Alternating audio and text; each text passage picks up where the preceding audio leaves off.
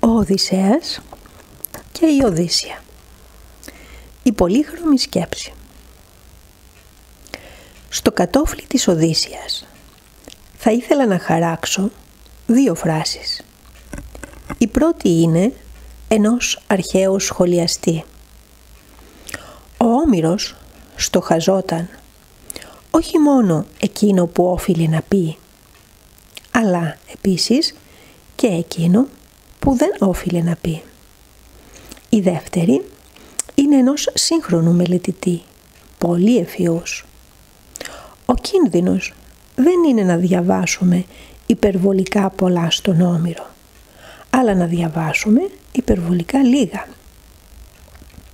Με όλες τις δυνάμεις μας πρέπει να προσπαθήσουμε να μην διαβάσουμε υπερβολικά λίγα στον Όμηρο, διότι η Οδύσσεια που στέκει εκεί στην αυγή της λογοτεχνίας σαν ένα ιδεατό παιδικό βιβλίο, ένα είδος Πινόκιο, το οποίο όλα τα παιδιά μπορούν να κατανοήσουν με τους φεακές της, τους κύκλοπές της, τη σκύλα και τη χάριβδη, είναι ένα από τα πλέον μυστηριώδη βιβλία που έχουν γραφεί ποτέ.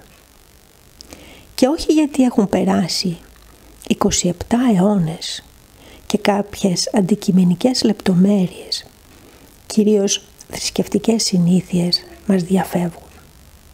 Η Οδύσσεια είναι μυστηριώδης, γιατί ο δεύτερος Όμηρος έχει εν μέρει αποκρύψει εκείνο που ήθελε να πει. Πιστεύω ότι το ίδιο θα ίσχυε και για τους αναγνώστες του καιρού της, οι οποίοι λόγου χάρη πιθανότατα δεν κατανοούσαν τις σχέσεις Οδυσσέα και Πηνελόπης. Τι πρέπει λοιπόν να κάνουμε για να καταλάβουμε την Οδύσσεια?